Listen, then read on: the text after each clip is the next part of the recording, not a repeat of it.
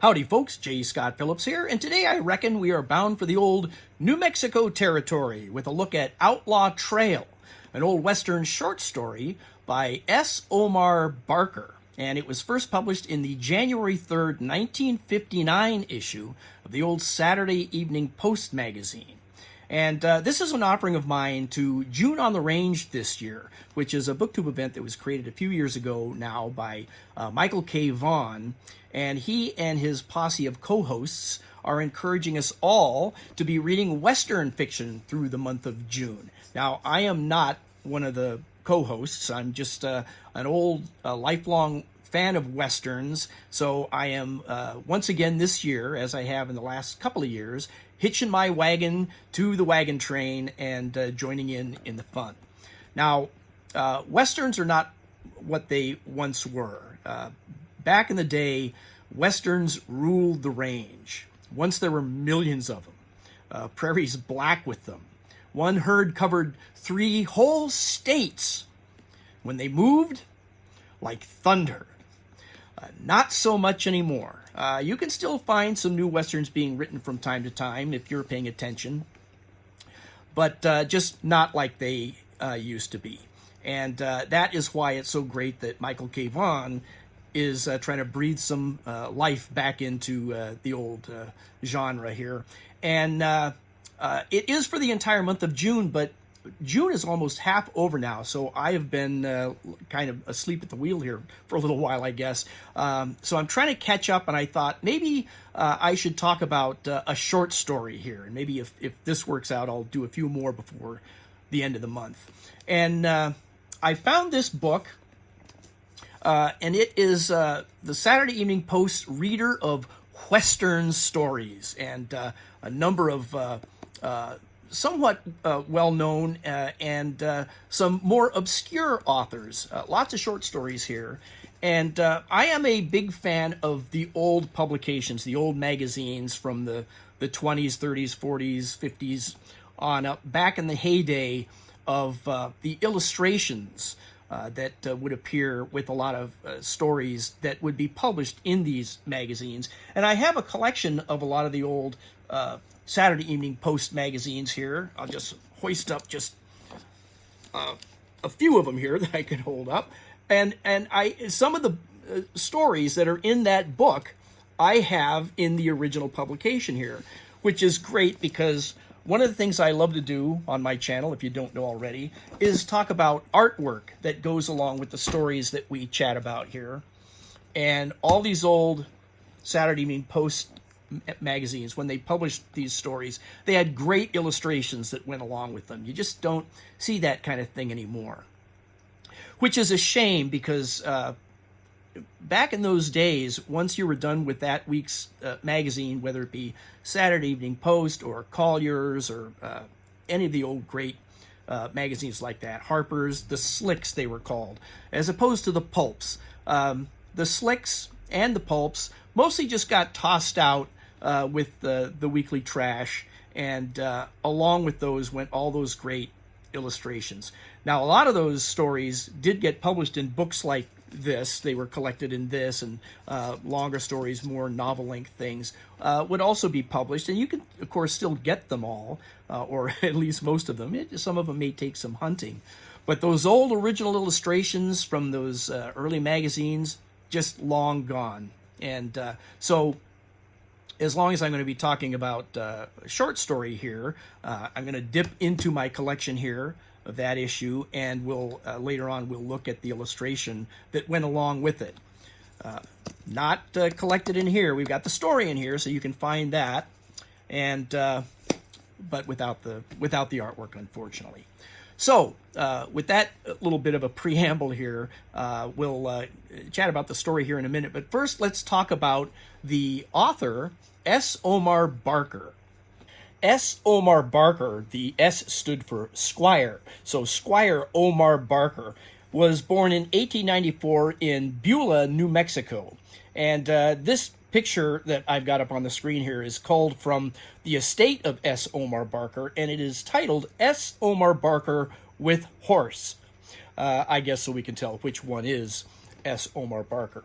But career-wise, this guy wore a lot of hats, and most of them were cowboy hats. For instance, in his life, he was a Spanish teacher, a high school principal, a forest ranger, an army engineer in France during World War II, a trombone player in a cowboy band, a newspaper reporter, a member of the New Mexico House of Representatives, a rancher, a cowboy poet, and of course, a writer of Western fiction. And it's this last cowboy hat that he wore here, of course, that we're mostly interested in for this video. Over his lifetime, he wrote over 1,500 short stories and novelettes, and about 1,200 factual articles, and then over 2,000 poems. His work was printed in everything from newspapers across the country, as well as Western pulp magazines, and of course the slicks, like the Saturday Evening Post issue that we're talking about here today. His best-known work is probably his poem, A Cowboy's Christmas Prayer, and that was recorded not only by Jimmy Dean back in the day, but also by Tennessee Ernie Ford. And then, of course, it was published in print over 100 times. Probably even still getting printed to this day. Every Christmas you might come across it somewhere.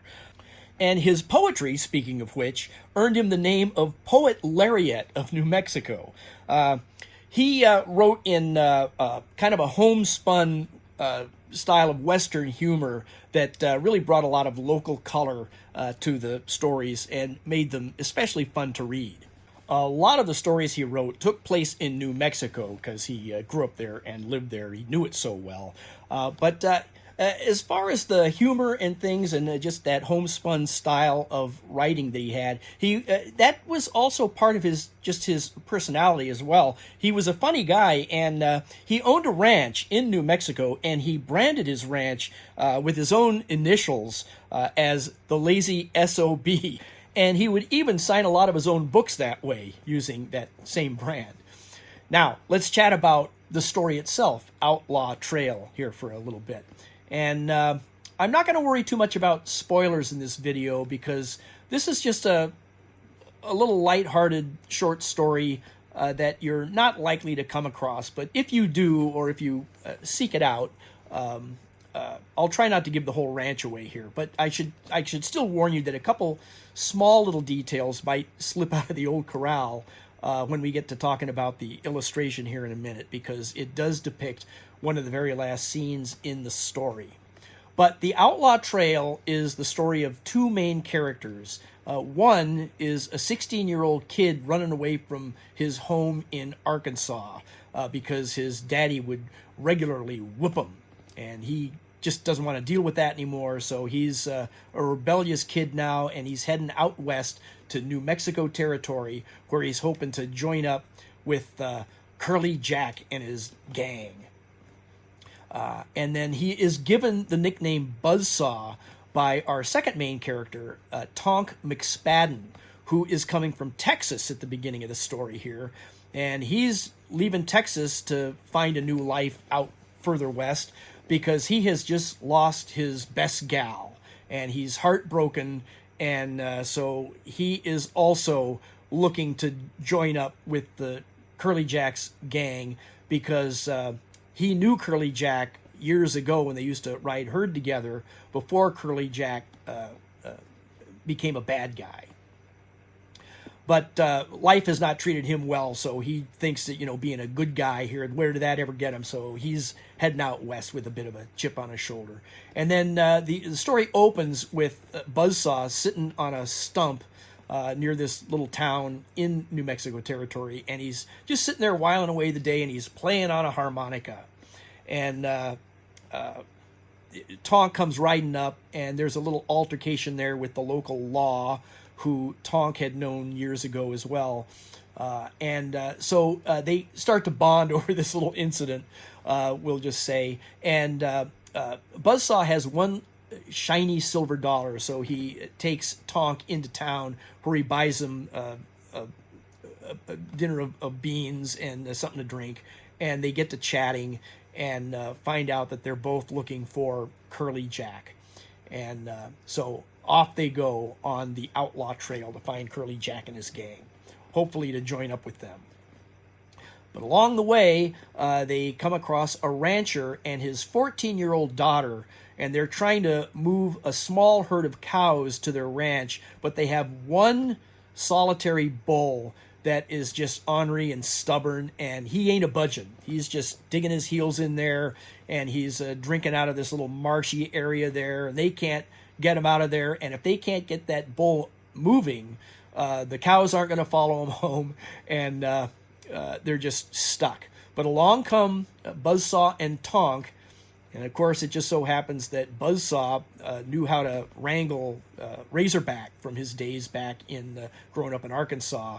And then of course Tonk throws in with him and helps get Buzzsaw out of a scrape, because the bull is, you know, he's a little bigger than the Razorback, and he's got those sharp horns and everything. And there's some little altercation there, but they managed to get the bull out of the marsh and on their way, and the rancher and the 14-year-old daughter very happy. And of course the 14-year-old daughter is taking a shine now to Buzzsaw, so they are invited back to the ranch for supper and hopefully to stay on. Well, as they're talking there, the rancher is saying how he's worried about this Curly Jack character, because all the money they have in the world is in that bank in town, and he's worried that it's going to get robbed. So they're going to go into town the first thing in the morning and draw all their money out, put it in a coffee can, and hide it in the mattress or something. But of course, Buzzsaw and Tonk, they can't stay, so they're going to light out of there overnight and try to still hook up with the bad guys. But now they're thinking about it, and so they decide they're going to go into town the next morning also, hopefully to meet up with Curly Jack if he's really, according to rumor, going to rob the bank. But of course, tomorrow is going to be a day of reckoning, and what is a Western story without ending with a day of reckoning?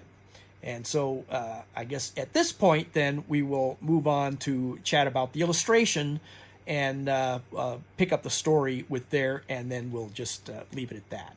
This is the illustration from that issue of Saturday Evening Post for Outlaw Trail, illustrated by Fred Otnes.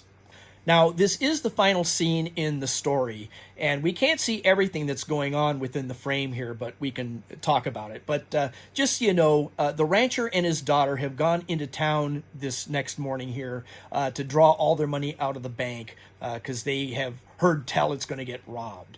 And so as they are in the bank, the Curly Jack and his gang come riding into town and are hooping and hollering, just as Buzzsaw and Tonk have also come into town, hoping to meet up with Curly Jack and his gang and maybe join up with them. That's what they're up to. But as the bank is getting robbed, the rancher gets shot inside the bank, and his daughter is taken hostage so they can make their getaway. And this changes everything for Buzzsaw and Tonk, and they decide now which side of the law they're going to throw down with after all. And what we see in the illustration here is all the commotion right outside the bank during the getaway. And Buzzsaw has this little trick that he can do with his harmonica. He can play a sound on the harmonica that sounds exactly like a train whistle come howling into town here. And so he jumps into the fray, and this train whistle on the harmonica spooks all the horses and foils the bank robbery.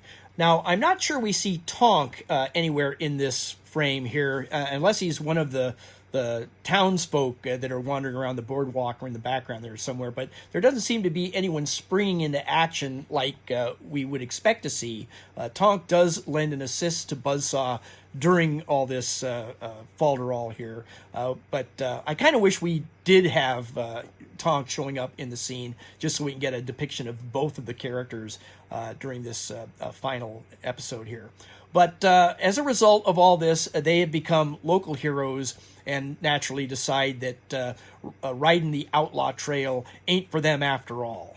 And that wraps up the story and the illustration. But just like we started the video here with a little look at some of the background on the author, S. Omar Barker, let's kind of bookend that at the end of the video here with a quick look at the illustrator, Fred Otnes.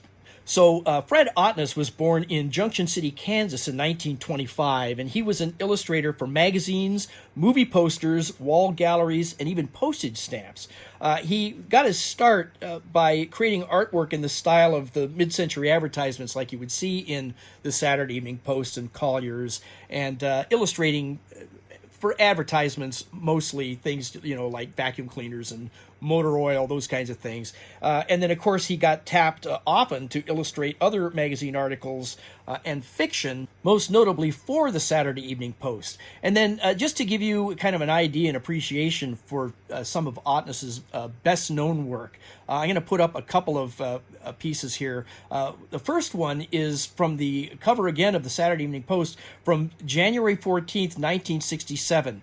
And this is his cover for an issue that had a new article in it about the JFK assassination and discussing if the Warren Report got it right. So it was really, even back then, there was a lot of controversy over some of the details of that particular moment of history. And then this next one here is close to my heart, and maybe yours too if you're a Western fan. And that is that he did the illustration for the American premiere, the release of Fistful of Dollars. And this movie came out on January 18th, 1967, just 4 days after that Saturday Evening Post with the JFK cover came out. So there you have it, folks. That was a fun look at just a short little Western here. And it always seems to me that there's a lot more story going on than just the short story itself when you start looking at the authors and the illustrators and other things around the short story. When you read the short story, you get that story, but you don't get these other stories necessarily unless you start digging for them like I like to do. So we'll put things to rest here again. I would like to thank Michael K. Vaughn and his posse of co-hosts for June on the Range again this year. And like I say, this was a fun video to do. If you enjoyed this as the short story format here, let me know, and I'll see if I can do a couple, 2 or 3 more of these before the end of the month. Maybe I'm sticking my neck out here, but we'll see what happens. Let me know. Also in the comments, just to get some conversation going, let me know if you've got a favorite Western author. Have you ever read S. Omar Barker before? Do you know anything about him? Have you got a favorite book by him? He wrote novelettes and novels and stories as well, short stories. Let me know. And so I guess that's it for now. So until we get a chance to chat again, happy trails.